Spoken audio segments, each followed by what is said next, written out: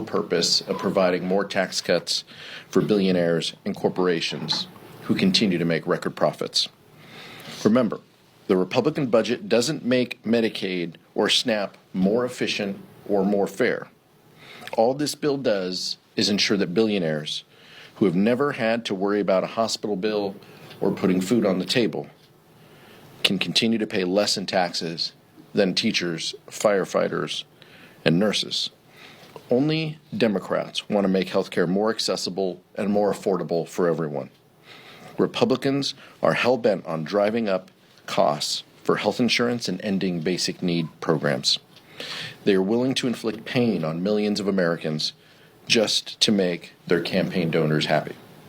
That is wrong, and we will continue to fight back at every step for the American people so they can have the peace of mind of a good-paying job with good benefits. Next, I'll turn it over to Vice Chair Ted Lieu. Thank you, Chairman Aguilar, and honored to be joined today by Congress members Kim Schreier and Chantel Brown. First, I'd like to talk about the charges against Congresswoman LaMonica MacGyver. Those charges are baseless and politically motivated. 3 reasons why. First, Congresswoman MacGyver had a statutory authority to be at that detention center. She was conducting her oversight duties. Second, if what she did was purportedly so awful that it results in criminal charges, how is it possible they literally gave her a tour of the facility afterwards?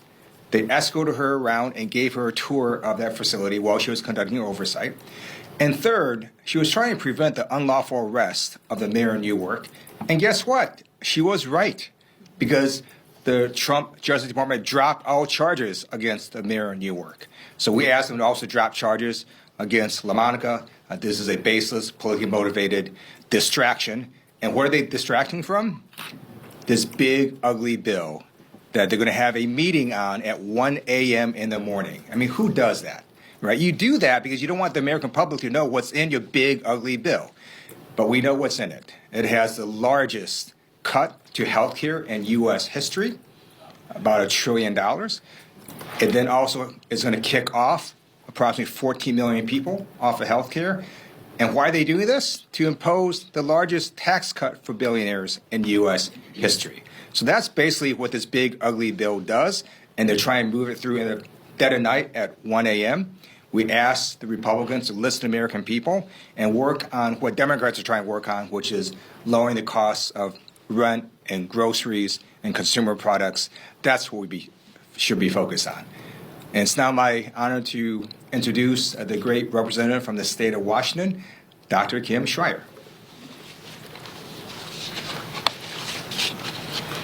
Well, thank you, Vice Chair Lieu. It's really an honor to be here, but the reason is outrageous. And I want to express that outrage on behalf of my constituents, that the Republicans at this moment are attempting to make the largest cut ever in Medicaid and the largest cut ever in SNAP. That would be $715 billion out of Medicaid, which would kick 13.7 million Americans off of their health insurance. And let me just reiterate, why are they doing this? They are doing this to pay for a tax cut for the wealthiest Americans like Elon Musk. It is morally bankrupt, and it is fiscally incredibly irresponsible. We just spent 26 and a half hours in the Energy and Commerce Committee last week, spending the vast majority of that time, and by the way, starting at about 2 o'clock in the morning, talking about these cuts to Medicaid and how they would devastate our constituents and also the broader healthcare system. I want to be clear, 1 out of 3 Washingtonians depend on Medicaid. Most of them don't even know they're on Medicaid because we call it Apple Health. And I'm trying to make that point so that people understand how this impacts them personally.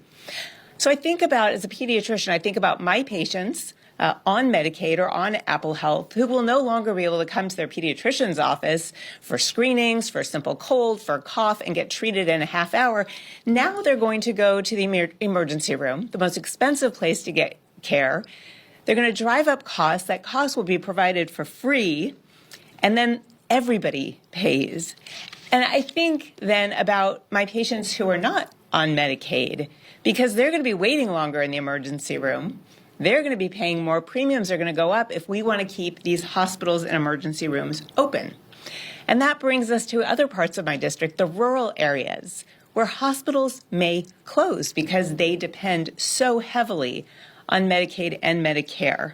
I want to tell you a quick story of a little 4-year-old girl named Isla in my district. She is the outcome of a normal, uneventful pregnancy. She was lucky enough to go to our rural hospital called Kittitas Valley Healthcare, and they have a labor and delivery department. She was delivered. There were major complications. She almost died, but they had the staff and the expertise to rescue her, to stabilize her, and to life flight her to Seattle Children's. And then I have been reflecting, as have her parents who are insured, about what would have happened had Medicaid been cut, had labor and delivery there been cut, had she not had that opportunity for rescue and for transport to save her life. And we all know what the answer would have been. I've been in hundreds of deliveries. Some go well, some don't, and you don't always know until that moment. So I want to emphasize Medicaid is part of the three-legged stool that is our healthcare system. If Medicaid is cut in this dramatic way, that stool will fall. It'll mean hospital closures, higher rates for all of us, emergency room long waits, a sicker community, and a poorer community, and it is reckless and morally reprehensible. So at this point, I'm going to turn this over to Representative Shontel Brown from Ohio to talk about the terrible cuts that they are doing to food benefits, also for our most vulnerable populations. Thank you. Thank you, Doctor. Good morning, everyone. I'm Congresswoman Shontel Brown, Vice Ranking Member of the House Agriculture Committee and representing Ohio's 11th Congressional District. I'm honored to be here along with Chair Aguilar, Vice Chair Liu, and Congresswoman Schreier. Last week, we saw this legislation up and close in the Agriculture Committee. And Ranking Member Craig and my Democratic colleagues on agriculture fought this legislation for 2 days. I didn't just read the bill. I felt it. I felt the cruelty. I felt the callousness. And let me tell you, I was angry. I am still angry. $300 billion in cuts. Let me repeat that. $300 billion in cruel, calculated cuts to nutrition programs. And on top of that, onerous new restrictions and requirements that are designed to deny people the help they need. If this bill passes, millions, yes, millions of Americans are going to lose nutrition benefits they desperately need. And for what? The biggest cut to food assistance in history, just to hand millionaires a $68,000 tax break and the top 0.1% a staggering $300,000. Let me tell you what this means for my community. One in five households in my district in Northeast Ohio rely on SNAP. That's not some statistic from somewhere. That's my neighbors. That's my family. Those are my church members. It is me. Because growing up, I was one of those households. And the issue of work requirements really hits home for me, literally. I had epilepsy growing up. I had petit mal seizures. And my mother, my strong, brave, exhausted mother, couldn't work. Not because she didn't want to, but because she couldn't leave her child who might collapse at any moment. My mom didn't want to be on food stamps. No parent wants that, but we needed it. And this bill would have denied us that lifeline. We're taking assistance away from people that need it to give those resources to people that don't. Make no mistake, this is not fiscal responsibility. This is not belt tightening. This is a giveaway. People who rely on SNAP, they're not leading easy lives. They're caregivers. They have people at home with disabilities and serious illnesses, children. And these folks are not hard to find. I had one woman contact me. Cheryl from Cleveland Heights. She's retired. Her husband is disabled. Her father is 92 years old and he's disabled. She worked in advertising for 25 years. Now she's got a house full of people to take care of, and they rely on SNAP. This bill punishes Cheryl and people like her. It takes away the basic benefits they need to survive, all to pay for tax cuts for the wealthiest among us. And make no mistake, this bill will make us sicker. This bill will make us poor. This bill will make us weaker.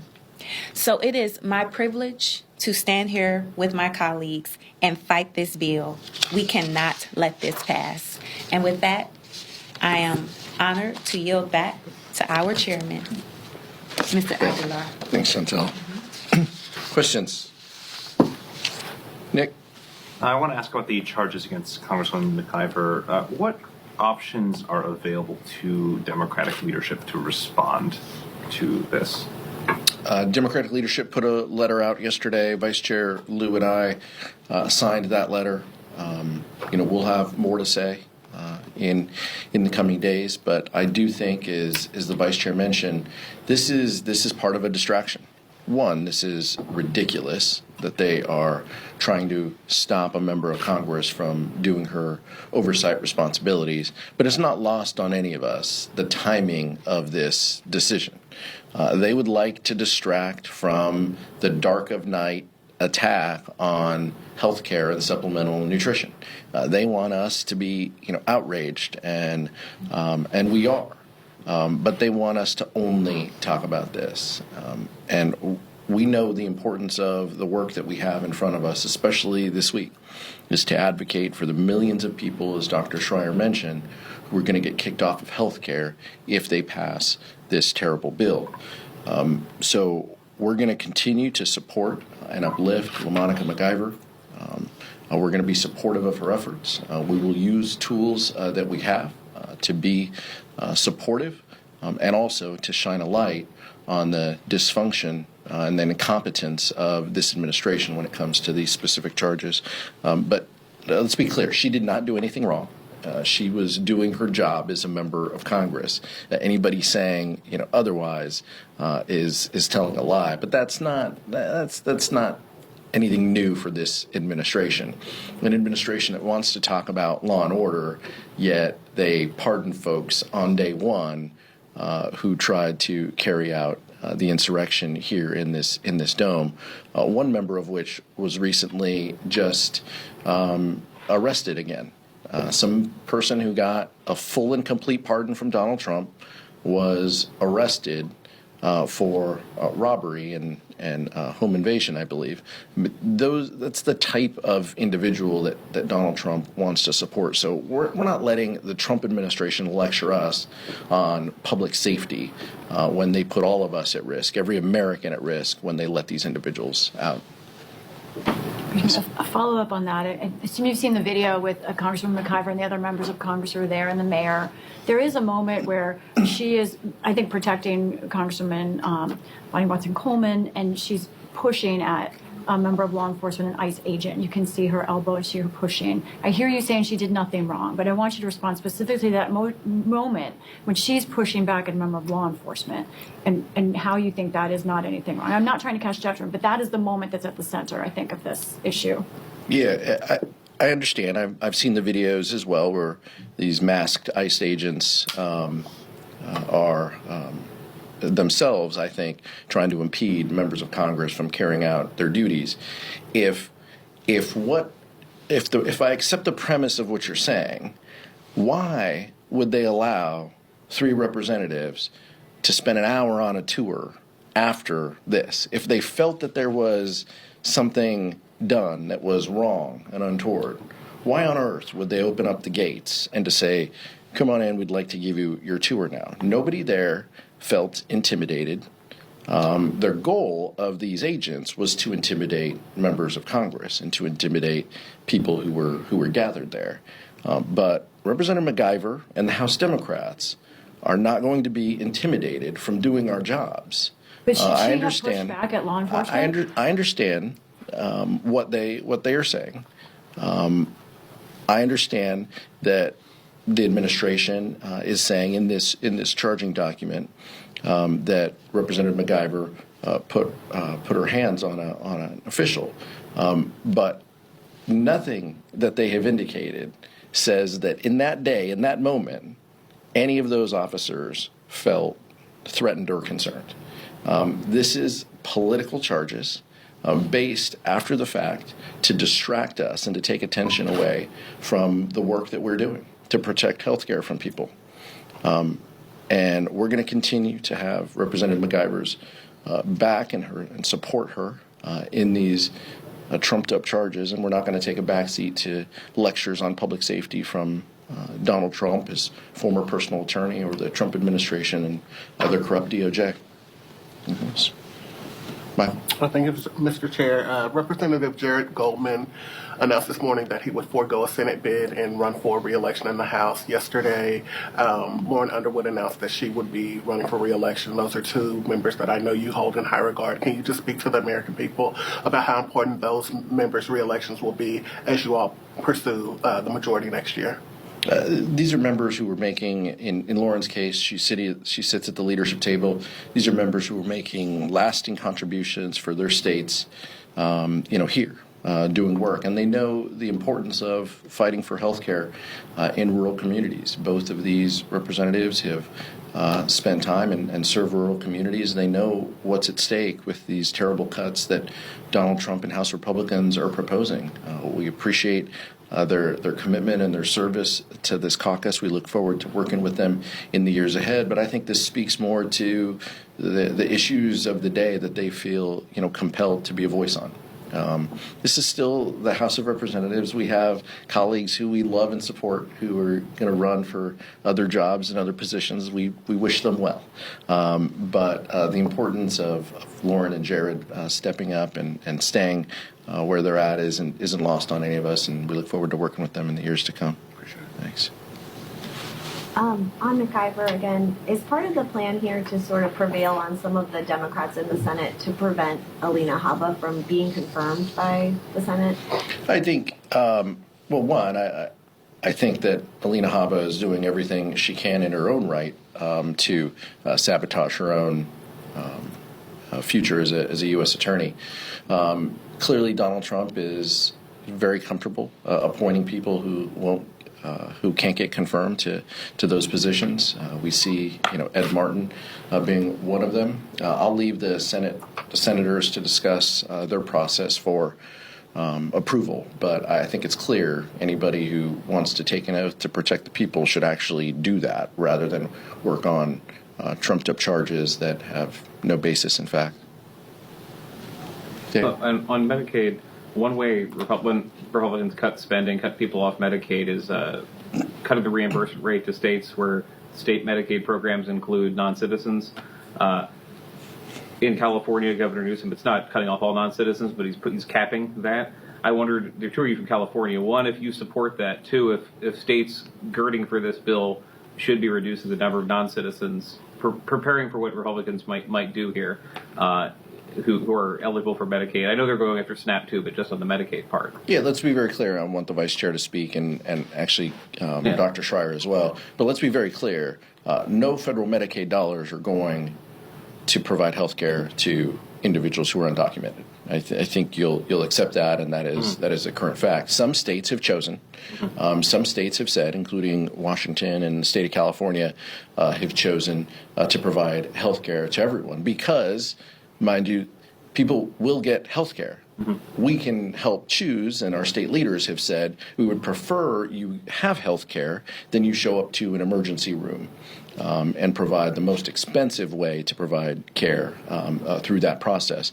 And so our state leaders have independently made that decision. Now, so the Trump administration and House Republicans are choosing to penalize those states by reducing their FMAP funding, their health care funding.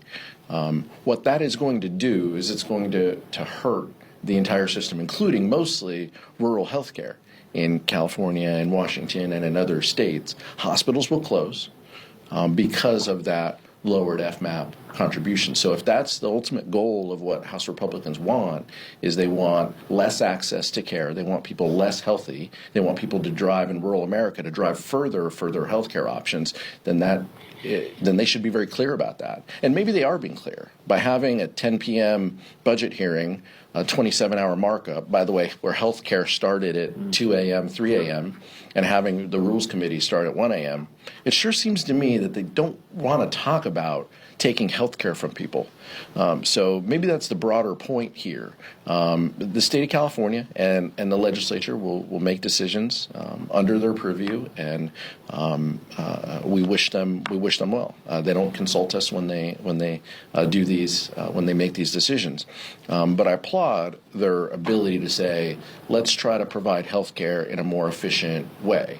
Using state funds to do that, rather than clog up our emergency rooms that impacts everybody. Chairman Aguilar is right. None of the federal Medicaid dollars are going to undocumented aliens.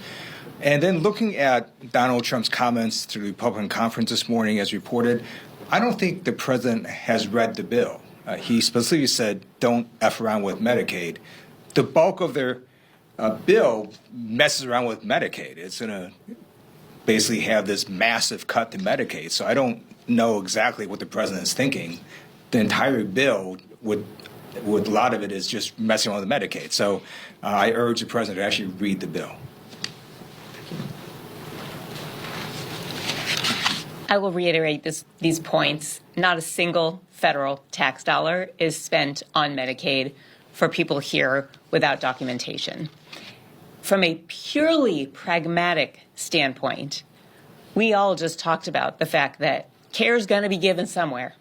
And if it's given in the emergency room, it's most expensive. We all pay for it. We pay for it with our economy. We pay for it with a sick population.